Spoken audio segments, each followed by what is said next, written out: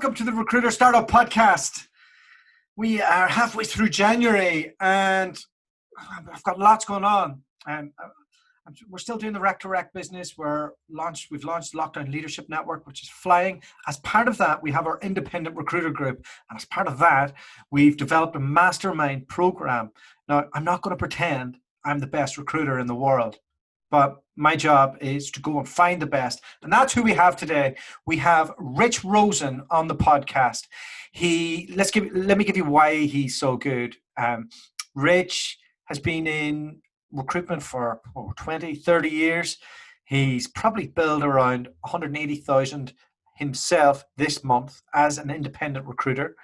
He consistently bills between 1 and 1.5 million a year, just himself. Gets a bit of help doing sourcing for virtual assistants, but primarily it's himself. So what I'm trying to do is unlock the secrets of what these guys have. So tune into this episode. Hopefully you'll get something from it. I'll get Rich on if you have any other questions. And a big shout out to all our sponsors, to Vincere, to Cloud Call, to Sourcebreaker. Just recently using Sourcebreaker. Loving it. It's great. And to the guys at Audro, getting a lot of good stuff out of that when it comes to the business development side. So thank you to all our partners. And if you want to join our community, there should be a link below. We have a Facebook group as well. So I'll make sure all the links are there. Even if you are an independent, if you are running a big company, if you're looking for an exit and you're just at that stage, we have a specialist group for you. The Facebook group's a bit like the pub. It's for everybody. So I'd love to have you in there. Hit me up. And if you have any questions, just drop it below. Have an awesome weekend. All right, Mr. Rich Rosen, I feel like we've recorded a podcast before we even hit record here. It's good to catch up with you, brother. You too, man. Good to be here again. Good to talk to you. The GOAT, the $1 million biller, the man who holds the prize for our most downloaded episode, and it's been too long. It's been a couple of years, right? It has. It was last year. Last year flew by. Everything was great last year. Perfect. Nothing, no problems, man. If anybody didn't catch it, I'll have a link to our first podcast in the description. In it, I talked a lot about how Rich runs his day, how he plans things beforehand. So if you just want to give us a quick recap on that, I think it was, how do you your evening while you're watching the TV? Walk me through it. That was right. That's where the old Spenderella comment came out. Yeah, that's right. My evening is spent generally doing research. I mean, we're sitting in front of the TV. Why not do something to make some money? So plan your day while you're not making phone calls or emailing. Get your day set. Do all your research. That way you can, like we were talking about automation before, so for me, I have a very, very part-time VA who, I find all the links for them to, that I want to reach out to, for tomorrow. I send him all the links through one tab.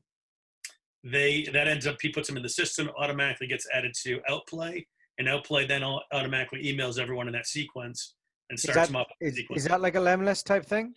I think so. I haven't used Lemlist in a long time. Outplay does, or looked at a long time. Outplay does total like contact outreach, like a pipeline, pipe drive kind of thing.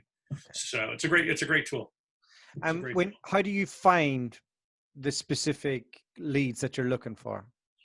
If it's candidates, it's my own database. It's LinkedIn, of course. It's referrals, all the normal stuff. If it's clients, it's using, different industry magazines, industry newsletters, looking at different, funding sources, things like that. So, that's what we continually do it every day. You're just adding to something. Yeah. So it's, it's pretty much the only thing I really use my admin for, quite frankly. Yeah. Is just entering the data, finds the phone numbers, all that stuff. Okay. So, I want to ask you some basic questions. I don't ask guests basic questions very often. And I think it's just because you uncomplicate things pretty good, and you like it's really like done well for you over the years. Absolutely. You said to me beforehand, before we got on here, that recruiters' biggest problems is that they don't know the right questions to ask. Mm-hmm. If you were to pick up a vacancy, what type of questions are you making sure you ask? You know, I'm going to ask the hiring manager about himself or herself, you know, why they joined, why they stay, why they, you know, what's got them excited about the opportunity in the company. You know, can they really sell this? Can they really sell the search? Because if they can't sell it, I mean, God knows I can't sell it. You know, and even if I can, who cares? This is they're going to work for this guy or girl who can't sell anything or isn't that passionate about what they're doing. You know, that better would be one hell of a retainer you're getting, because that's not going to go anywhere. Do you do anything to like qualify the actual like software that they're selling to make sure that you think it's quality? Yeah, I mean, you know, there's got to be something unique about it. Like, I don't like selling another Me Too technology. Like, you know, I'll do some security plays, but to me, security, I mean, it's like, well, we have this vulnerability detector, but it's orange and yours is blue. I mean, there was 1,200 security software companies under $10 million, I think, last year. I mean, 1,200 of them under 10 million is insane. So, I mean, these companies get bombarded. I mean, so you've got to have something pretty unique. And I just placed a guy at a security company. It's the first one I've done in probably 6 months in the security space, but it was a really cool technology that was cutting edge. It was unique. And that's, you know, my kind of niche is doing those unique and cool technologies. So like the stuff I'm generally calling my candidates with, they know it's not another Me Too software. It's not just another, hey, look at me, I can have a green background and do the same thing. It's boring. I mean, what's this? There's something unique and proprietary about it. You got to be excited about it. And like I said, I can't sell something I'm not really that excited about. So we're chatting, and you're finding out about my ability to sell the job and like why I joined. What type of things would I say to you that might give you red flags and might go, you know what? Oh, this guy's not worth it. Yeah, that's a great question.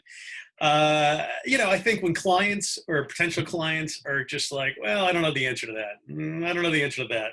I don't know what the comp plan's yet either. I mean, those are obvious. That's an obvious one. But, you know, if I ask them about the software and they can't really give me any great use case, they can't tell me any great story about it. There's nothing sexy. It's just like, you know, I'm like, well, who do you like? Or why, if they can't answer, why are you better than, you know, whatever competitors I pull up on Crunchbase or Grotto or something, you know, it's, you know, they got to be excited about it. I mean, not just trying to rush it and get it off the phone, and not just because when they're rushing and trying to get you off the phone, it's probably because they don't know anything. They don't know enough and really not that excited about it. So it's really understanding, you know, what makes it tick. I mean, how am I going to sell it? Like when I sell an opportunity, it's really more about the people, you know, the buzz around the software. I mean, I don't need to, like I've got some pretty highfalutin data science companies. I don't understand the in-depth inside of data science, you know, that it's doing. But you know what? I figured out how to capsulize it into a quick soundbite. And then the guys that are good will teach me as we go. You know, but if the client can't even give me a soundbite, they can't tell me, hey, this is what really makes us great and exciting, and this is why we're better and different than companies A, B, and C. What are you going to do? I mean, you're going to get a fine C or B player. Selling retainers is the flavor of the month. Mm-hmm. You're a contingent guy, though, right? Yes and no. So during this whole pandemic, and even during a slump I went through the year before, you know, I've flipped over to more, you know, probably 50-50 now. I mean, it depends. I don't know. It depends on the month, and the opportunity, but more to engagement fees where it's not a full retainer, I understand. But it's, you know, give me 10 grand up front, and, you know, give them a reduced commission, and, you know, top of the funnel on what we're going to work on. And you're not going to, you know, this candidate's not going out to your competitors. It's only going to you. You get right of first refusal. which has been great, to be honest with you. For really the first time in my career, I've kind of made a concerted effort to ask for engagement fees. And I just tell them, I'm like, I really say it very bluntly. I don't do a great job selling them. Yet it works, but I don't think it's a great, it's not a really heavy sales pitch. It's, listen, I just tell them, they're going to ask me what the fee is. I'm like, listen, do you want it fast? Do you want it quick? When do we need this person by? And they'll say, oh yeah, I need them yesterday. I'm like, great. If you're really serious, then listen, it's $10,000 up front. I'll do it for whatever, fee. It's lower than my contingent rates. And, you get the first right. And they usually say, well, that's a lot of money, even though I know it's not. And I say, well, if you need it yesterday, then this is how we're going to do it. And, sometimes they'll say, oh, well, I can't do that much. And I'm like, well, listen, then the next fee, it's 25% for contingent, but that's got to be exclusive. Every candidate's got to go through me. And they're like, well, that's too much too. I'm like, great. So I'm like, give me a number. I'm like, personally, I don't really care what they give me as a retainer. Yeah, just commit. Just give me some money to show that you're serious. Yeah. And, it's worked great. I find it's a good way of qualifying how serious they are. Yeah. And it's in our world. A lot of times they'll say, oh, I'm not up for that. And then the question comes, well, why? And then it's, well, actually, I've got somebody in mind. Well, why are we having this conversation? Exactly. Which happens a ton. It happens a ton. One of the deals I'm going to close today, I know for a fact, I've built I've probably built half of their team in the US.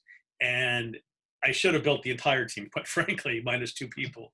But every time they give me a search, I'll get 3 searches. I know I'll fill one of them.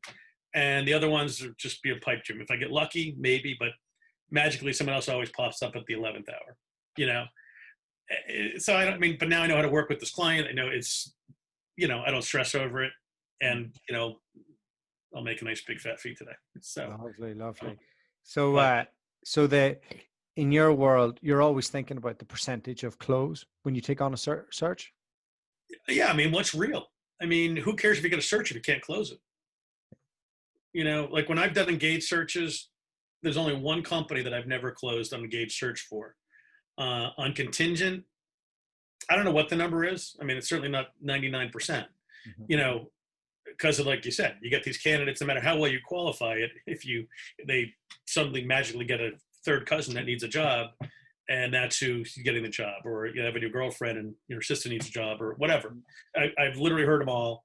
And that's why, I prefer doing the engaged searches now, but depending on the company, the client, what the relationship is really like, how exciting and easy the search is the salary real? Is it garbage? Are they trying to underpay? If it's $190,000 salary and they're real and they really want to hire, I know it's an exclusive, I do a contingent. If it's $120,000 and it's going to be, tough one to fill, I would do that only on engagement. It's too hard, not worth the time to just take the complete flyer on it. Given you've been doing this a long time, and you say you do BD a lot, like business development, an awful lot. How much of your business is repeat business? How much of it is new? Yeah, I don't do BD a ton. I go through spurts where I do it. I go through heavy. Like I find February, I usually am doing BD, and then September, it seems like, and those are like the 2 heavy months. And then throughout the year, I'll throw, I do a little bit here and there. That's a champagne lifestyle there. Some days. Yeah. But, it's taken a while to build up the clientele that knows, hey, listen, if I work on it, they may not always love what I tell them, but it's going to be the truth, Yeah. And, they understand that, they understand how I work, and I understand how they work, more importantly. So there's not a lot of conflict. I know what exactly, like this client, I've got 4 deals I'm going to close today. I got 4 offers out today, and 3 of those were literally client called me. One was actually a referral. It was a new client. It was a referral. 2 of those 2 from that company, literally I sent them 3 people, up to 3, and they're hiring 2 of them. The other one, they hired a guy, he just turned the job down the other day. They're hiring the backup today. So And the other one was that company that I mentioned that, you know, every third one I went. So, but you know, so you know, it's just doing what your client asks and listen to what they say. This job is not, it's not really that hard to do. It's hard to master and find the right words to get people excited about things, which even that doesn't get that hard if you're excited about the job. Yeah. So it all goes to qualifying the deal. And then if you send the right people to your client, they like you, they call you again. Yeah. It's very simple. So you mentioned you did like only a little bit in security, and like where do you think your sweet spot is when you look at the SaaS world? I mean, it's the good or bad as my life is. I'm way too general, I think, in it. I mean, I do a lot of digital marketing, a lot of analytics, a lot of data science stuff, a lot of, you know, I've got some one-offs in a lot of AI. I've got, I mean, Is that because you're so particular on the actual technology being awesome and the job being awesome? I care, you know, I was thinking about this last night, actually. You know, every year I ask myself, should I really just pick one segment of the market? Yeah. And I just find out, you know, whenever I come back to the same thing, I'm like, and it would make my life easier for BD Yeah, if I had a strict vein, like just security or just, you know, e-commerce or whatever. But, you know, good salespeople can sell anything. So why am I pigeonholing myself? Number one. Two, you know, I work with people I like. I have no interest working with assholes. I have no interest. I don't care if you're a candidate. I don't care if you're the best client in the world. I have zero interest. I won't do it. You know, either you treat me well, you know, or you don't. And if you don't, you know, good luck. You know, and I mean, I just dropped my first client of the year. It was my first call on New Year's, January 4th was my first call, was to drop a client. Just to, they had a bad plan. They didn't want to listen. The guy turned the search down, turned the offer down because the plan sucked, you know, and they didn't want to listen to why. And then they were, you know, so I'm like, and now, I mean, the client, whatever, they're, I mean, but clients like that are a waste of time. So especially the worst part is that guy was a former recruiter. So, all right. The US can be quite HR led in at times.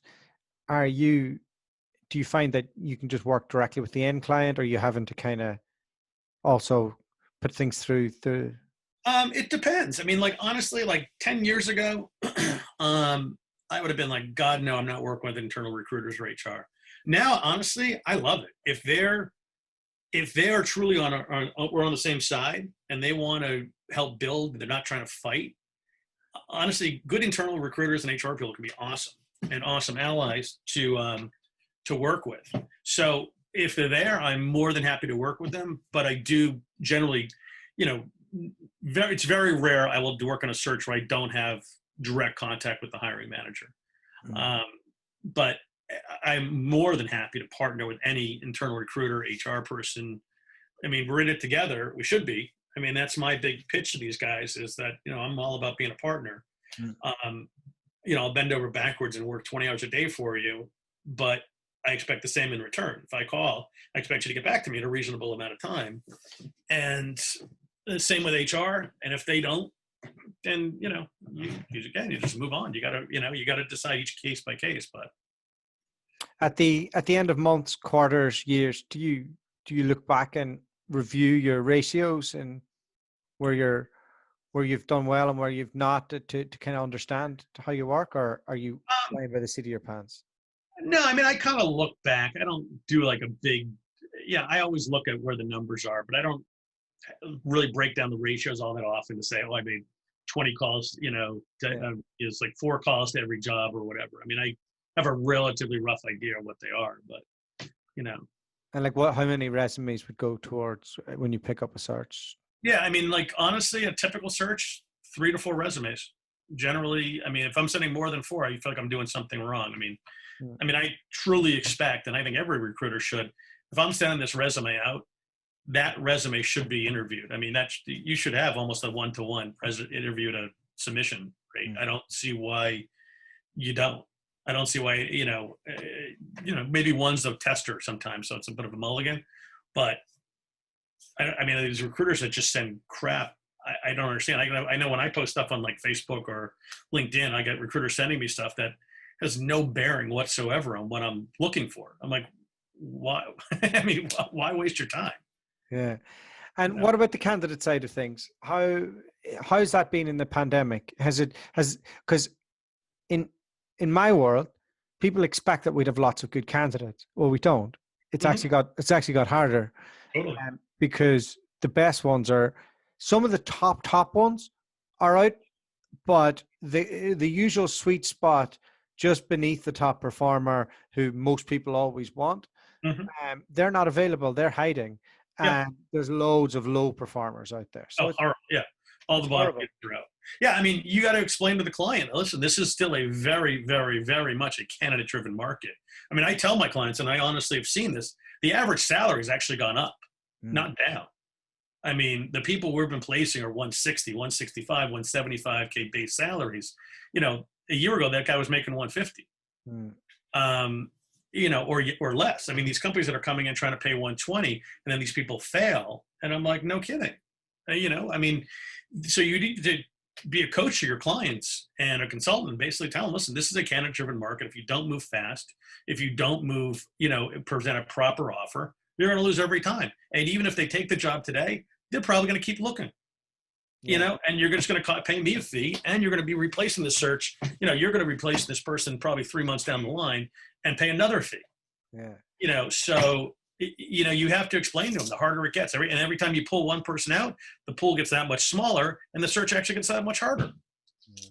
Tell me, San Francisco, New York, these epicenters of technology, it's obviously lots more as well. The dispersion of remote work, like the people who are moving from there to other locations, has the brief changed for your clients? Are they now like, well, as long as it's regional based, I'll have a look? Yeah, I mean, most of my clients, I mean, they've gotten more open. I mean, I still get clients who want someone in the Northeast or Chicago or whatever region, but it's definitely loosened up a little bit. You know, for just having in the Bay Area or just having here. I mean, especially towards the end of last year. I mean, we had another year to go. I mean, now hopefully we only have another, who knows, 7 months to go, 8 months, who knows, hopefully. So, but I mean, the good thing is, you know, companies are buying, candidates are selling, and the companies are, you know, realizing that being in an office for kind of folks I place at least aren't really that important, you know. And that's part of what I end up telling them is you want quality over location. You want the guy that knows how to sell. You don't have to rely on. You're paying him all this money. Part of our first podcast, we talked a lot about, and this is before everybody was working remote, the fact that you've barely met anybody in 20 years. 13 people. 13 people in 20 odd years. I thought that was great. And the phone is your greatest weapon. Yeah, absolutely. Absolutely. I you know, you got to do everything, but you know, if you're not on the phone during your prime hours, I don't know what you're doing. Yeah. Everything. Let's talk about everything quickly. The technology is getting better out there. I find in the last couple of years, you could get lost in it all, though, right? You could, but most of it's not necessary. That's the thing. It's better, but what is it really doing for most of us? That's the difference. You're getting. I think you can get the information quicker, but there's so many tools that really just don't do anything. I mean, they look really fancy and cool, and they, you know, beep and flash at you, but honestly, I don't know. For me, I've yet to find anything that's, you know, I've yet to find something that's that outstanding. Like LinkedIn, we all have a love-hate relationship with LinkedIn. Yeah, we do. But and there's some good products out there like Recruiterly and Who Knows and some other ones that are good, but they're not there yet to replace LinkedIn. Yeah. You know, what do you get out of Recruiterly? That's a data play for you, isn't it? Yeah, I mean, it's I can get the phone numbers and contact info out of that. Yeah. You know, it's, you know, but they don't have a lot yet. Yeah. Well, it's funny. They actually shouldn't say that. They just redid their whole system, so we're going to be back on it hopefully this week, today or tomorrow. Shout out to Jamie and the boys there. Yeah. Sponsors, one of the sponsors of the podcast. There you go. Awesome. But but Jamie's great. And then see, I'll give you a great plug because we were using it last year and it was dynamite because you get the information quick. And when it was there, it was accurate. They just redid it. So we're going to be back on it probably hopefully this week. Nice. But you can, you can get it. It doesn't have everything that LinkedIn has on it yet, but it can be easier to search. You can be a little bit more fine tuned.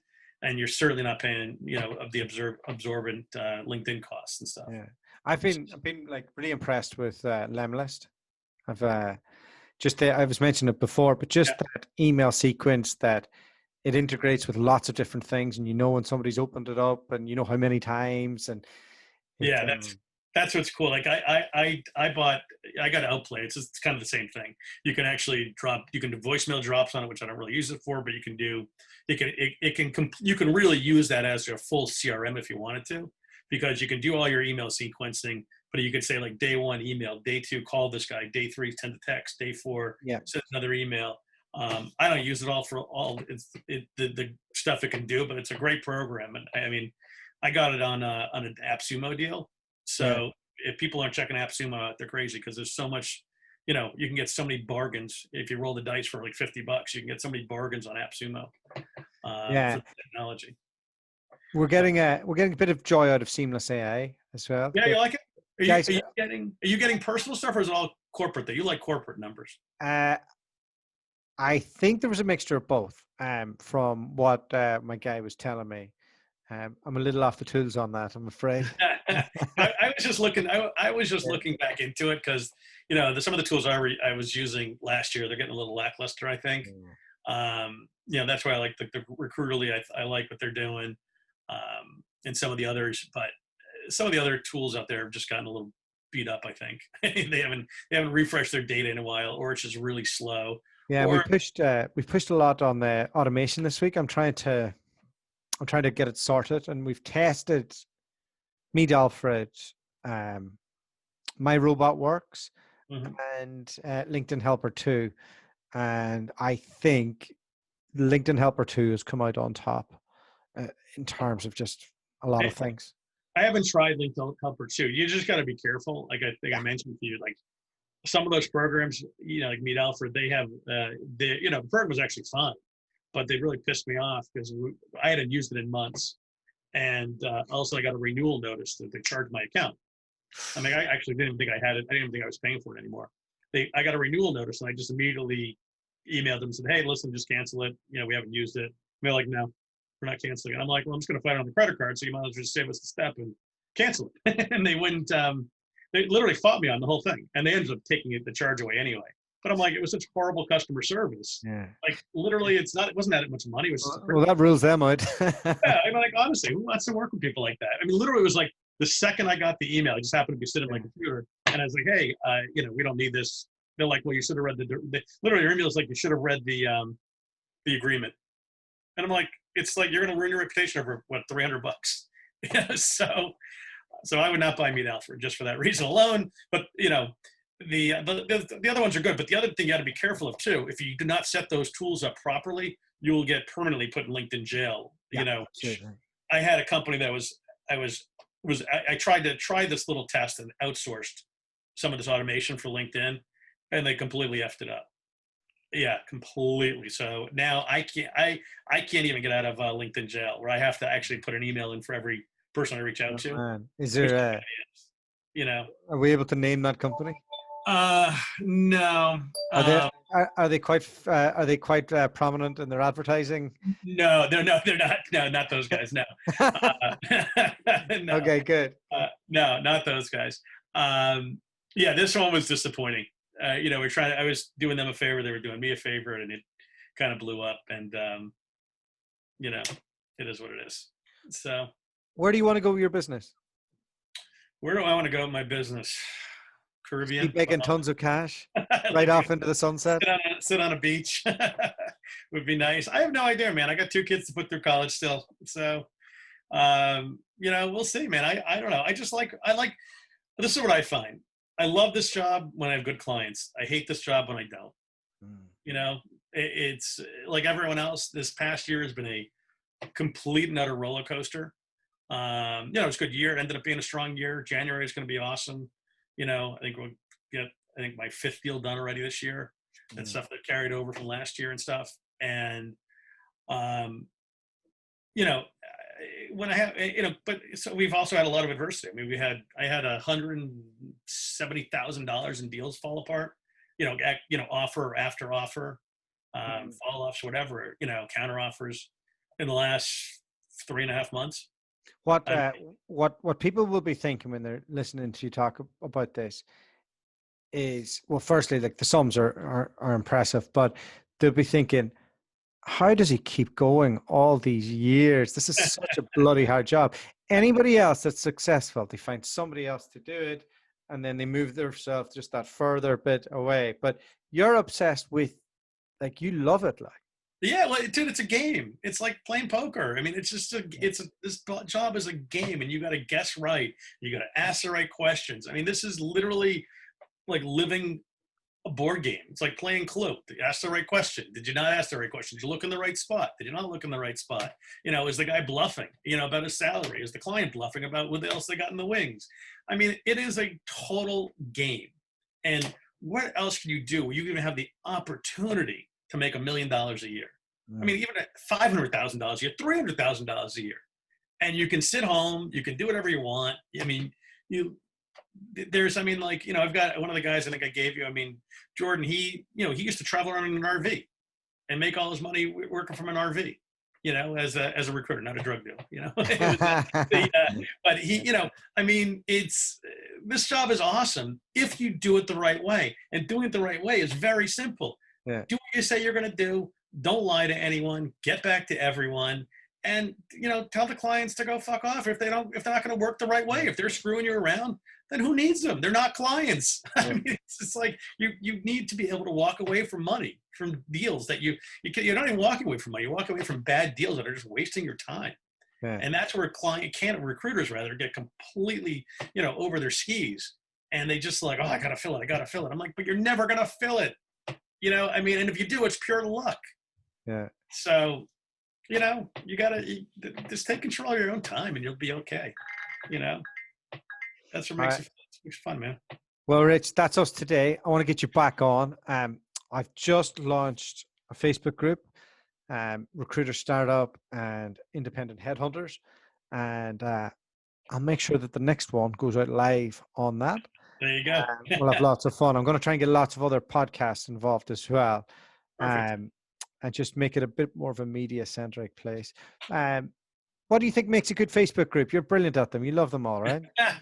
What makes a good Facebook group? I don't know, man. Just people that are actually, want to help, and, adding good content, add some good articles, add people, So much bad advice in there though, man. I go in and I'm like, oh no. And then I'm like, I'm not going to get caught arguing with this person. Oh, yeah, I know. And then sometimes I'll look at them on LinkedIn and I'll go, oh, you shouldn't be giving advice here. This is not. Yeah, there's a lot of bad advice. I mean, there's a bunch of posers and a bunch of people that, think they know what they're doing, but they really, really give some bad advice. I think if you watch enough of the groups, you can figure out, I think, who's the good people to follow in the groups. Yeah. But there's, I mean, that's it. Just the real advice and just being able to, it'd be nice to be able to weed out or call out those that are giving just really bad advice without getting into an actual argument over it, because that's the last thing we all need. But it's just like, just some of the stuff is just not right. It's just going to hurt people more than it's going to help them, So your advice is always good. I always appreciate it. Thanks so much for coming back on. No doubt this will be a highly popular episode as usual. But we're going to do the $1 Million series now. This is the first episode of it, and I'm going to be getting you back on. I might do a few, get some thoughts, get some specific questions, and then we can delve into it more. I think you and your fellow alumni all think a little bit differently to me. So, I know the folks I gave you at least too. There's some unique. Everyone's got a different philosophy how they go about it. So, all right. Good on you. Great. All right. Thank you so much. Thank you, man. Good to see you.